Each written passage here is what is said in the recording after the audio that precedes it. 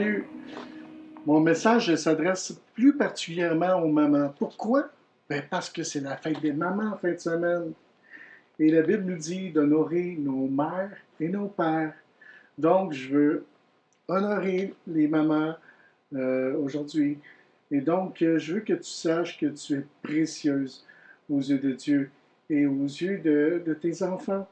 Et tu as une très, très, très grande influence dans leur vie, sache-le. Et c'est très important pour toi de réaliser que tu as tout ce qu'il faut pour transmettre tes connaissances à tes enfants. Et tes enfants t'écoutent et évaluent vraiment ce que tu leur dis et souvent prennent des décisions en rapport avec ce que tu vas leur avoir euh, donné comme éducation. Donc. Et j'ai des preuves ici dans l'Ancien Testament. Il n'y a pas moins de 25 citations où on voit que des rois ont bien agi aux yeux de l'Éternel ou au contraire ont mal agi aux yeux de l'Éternel. Et dans ces 25 citations-là, on a le nom des mamans qui sont là. Et des fois, on voit que c'est très explicite où la mère elle a une très grande influence dans la vie de l'enfant. Sinon, on voit peut-être un peu moins, mais on voit quand même le nom de la mère qui est quand même mentionné. Et les mamans, on sait elles ont une grande influence sur leur enfant. Et juste pour vous donner une citation, on peut aller dans 2 Chroniques au chapitre 22 et au verset 2. Acasia avait 42 ans lorsqu'il devint roi, et il régna 1 an à Jérusalem. Sa mère s'appelait Athalie, fille d'Omri. Il marcha dans les voies de la maison d'Achab, car sa mère lui donnait des conseils impies, des conseils axés sur le péché. Il fit ce qui est mal aux yeux de l'Éternel. Donc on voit ici Athalie, qui est la mère d'Acasia et qui lui donne de mauvais conseils et qui entraîne le peuple au complet dans le péché. Car souvent, les rois devenaient idolâtres et ils se bâtissaient des idoles en or et ils adoraient ces idoles-là. Et donc, tout le peuple allait dans le péché. Et c'était la même chose lorsque le roi faisait ce qui est bien aux yeux de l'Éternel. Tout ce qui était des idoles était détruit à travers le pays et les gens se tournaient vers Dieu et adoraient le Dieu que nous-mêmes nous adorons aujourd'hui. Alors on voit vraiment que les mamans ont un très très grand influence dans la vie, dans leur enfant. Et c'est pour ça que c'est important que tu réalises aujourd'hui que tu as un impact très fort, très puissant dans la vie de tes enfants et tu ne dois pas abandonner. Même si des fois on voit le contraire se passe dans la vie des enfants, il ne faut pas abandonner car tu as un phare pour tes enfants. Et je voudrais même donner un exemple personnel où, personnellement, j'ai une mère qui est décédée et j'ai une belle-mère aussi qui est décédée, mais ça a été des femmes d'influence dans ma vie. Et ça a été des mamans pour moi, même si ma belle-mère n'était pas ma propre mère, elle l'était à travers mon épouse Josée. Et donc, elles ont eu un très grand impact dans ma vie spirituelle et pour moi, ça a été vraiment très important tout ce qu'elles ont fait, tout ce qu'elles étaient aussi par l'exemple qu'elles donnaient à travers leur vie de consécration envers Dieu. Et c'était des femmes, toutes les deux étaient chrétiennes. Les deux aimaient Dieu de tout leur cœur, de toute leur force et de toute leur pensée. Et c'était des femmes qui priaient beaucoup, beaucoup, beaucoup. C'était des femmes qui aimaient beaucoup lire la parole de Dieu et comprendre l'univers de Dieu. Et c'était des femmes qui écrivaient dans leur Bible. C'était des femmes qui soulignaient des passages dans leur Bible. Il y a un trésor de choses dans leur Bible qu'elles ont écrites au fil des années et des Bibles qui se défaisaient toutes là, parce que tellement qu'elles avaient travaillé dedans. Et dans ce temps-là, on n'avait pas les Bibles numériques comme aujourd'hui. Et elles ont vraiment détruit leur Bible. Mais peu importe.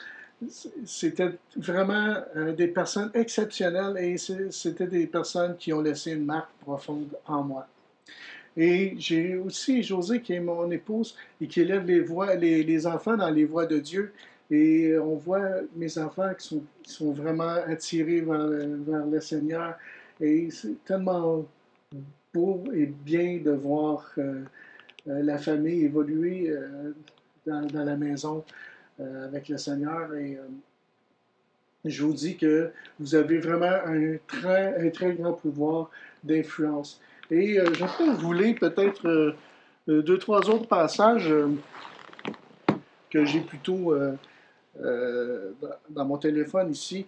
On voit dans Acte 16 au verset 1, il se rendit ensuite à Derbe et à Lystre, et voici, il y avait là un disciple nommé Timothée, fils d'une femme juive fidèle et d'un père grec.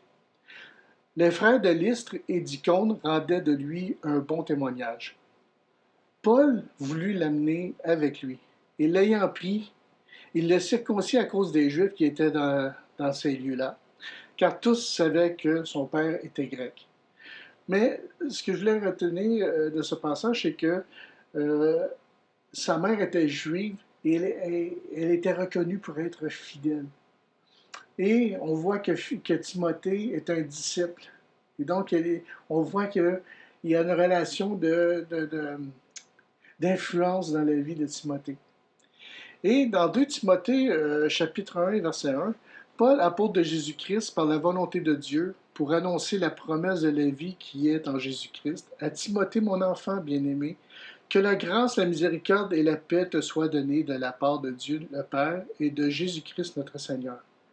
Je rends grâce à Dieu que mes ancêtres ont servi et conscience pure de ce que nuit et jour je me souviens continuellement de toi dans mes prières, me rappelant tes larmes et désirant te voir enfin d'être rempli de joie, gardant le souvenir de la foi sincère qui est en toi, qui habita d'abord dans ton aïeul Loïs et dans ta mère Eunice, et qui, j'en suis persuadé, habite aussi en toi.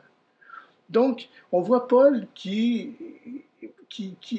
parle à Timothée et qui relève le fait que ses parents avaient une foi sincère.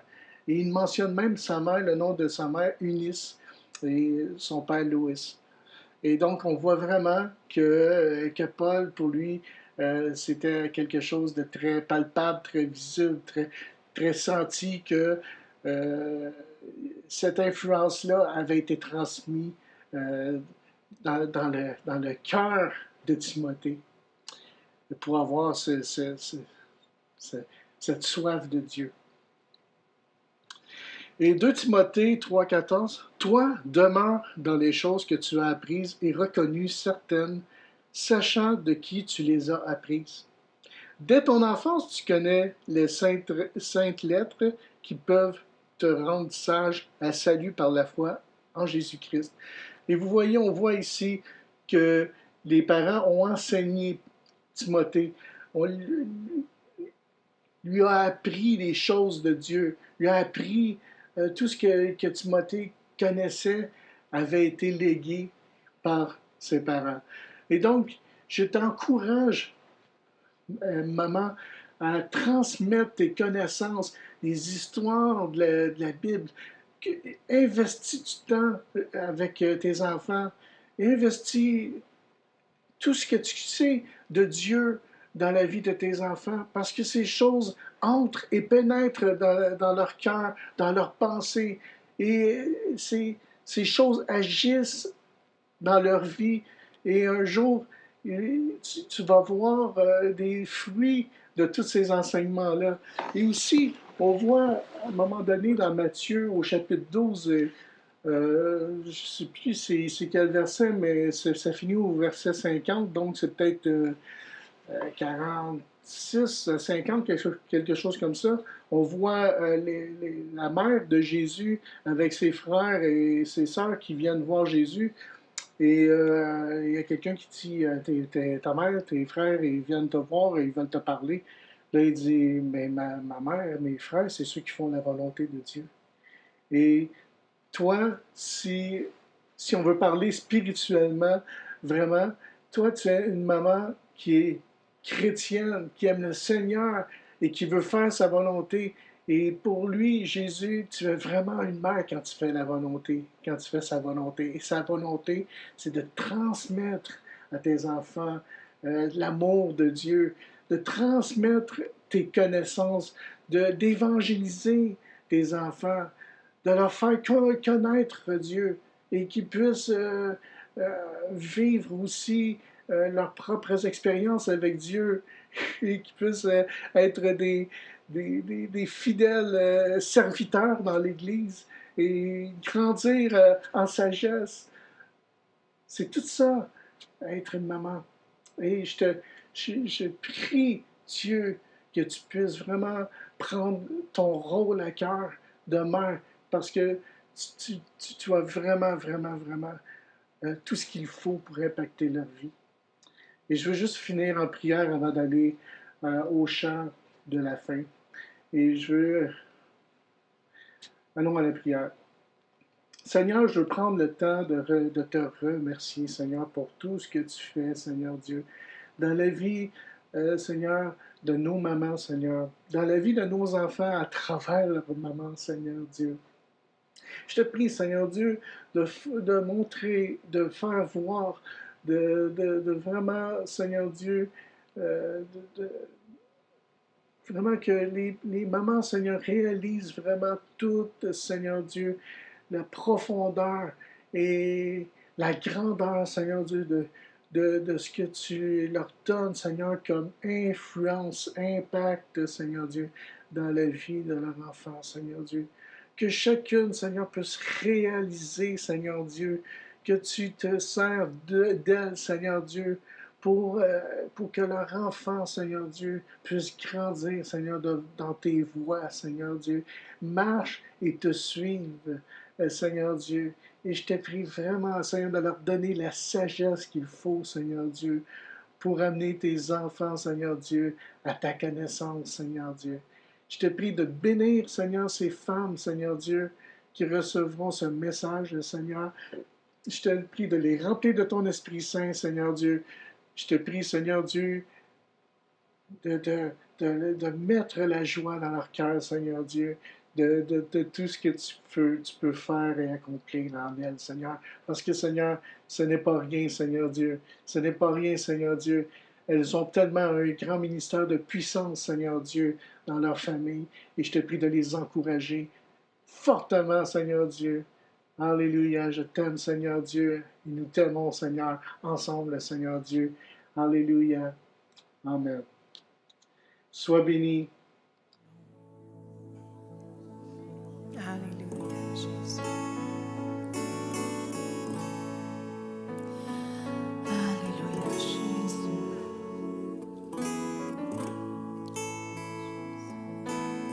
J'espère encore en l'action de ta grâce.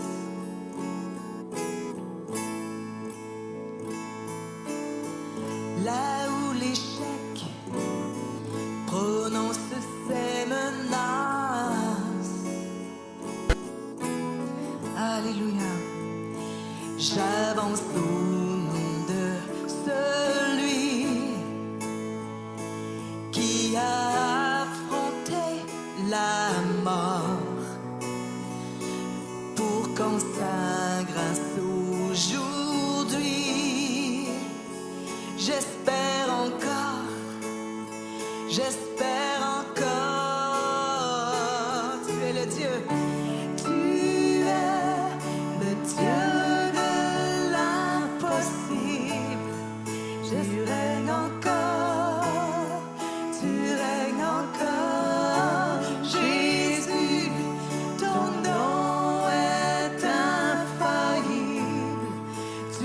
règnes encore, tu règnes encore.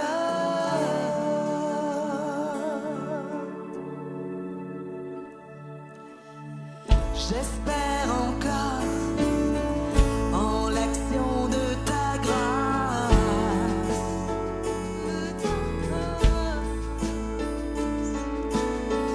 Là où le doute de la foi prend la place,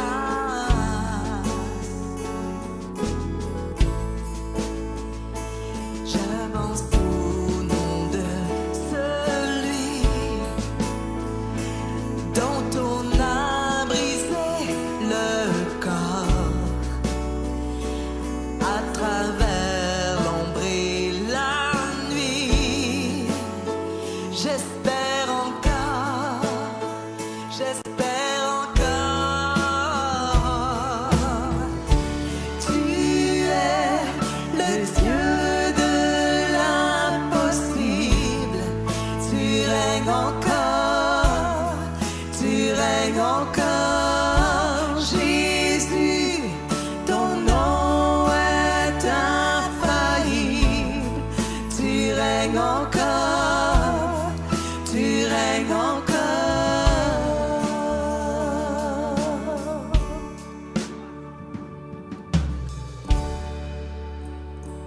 Alléluia, Jésus. Tu règnes encore, Jésus.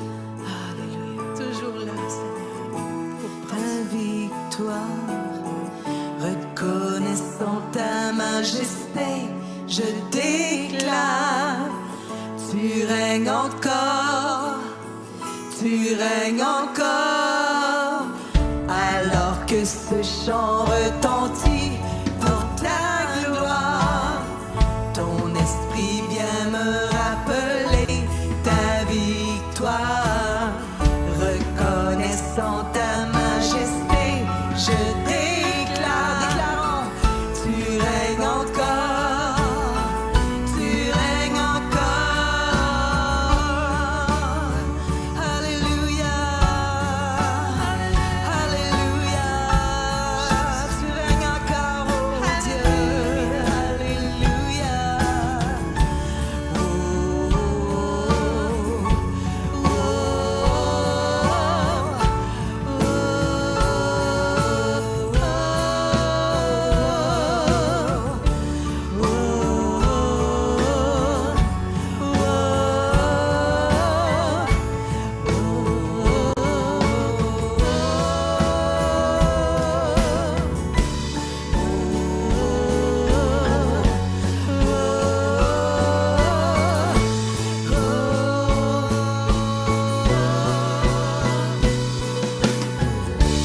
Tu es le Dieu de l'impossible, tu règnes encore, tu règnes encore. Jésus, ton nom est infaillible, tu règnes encore, tu règnes encore.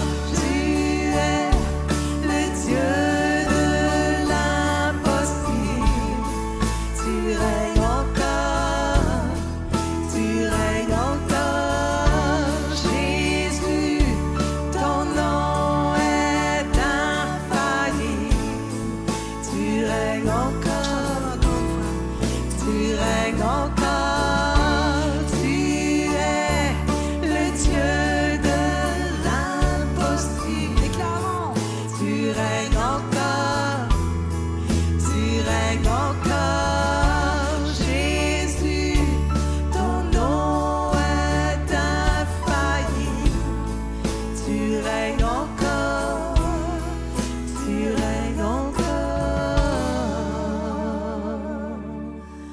Alléluia, tu règnes encore, Seigneur. Tu es le Dieu de l'impossible. Alléluia.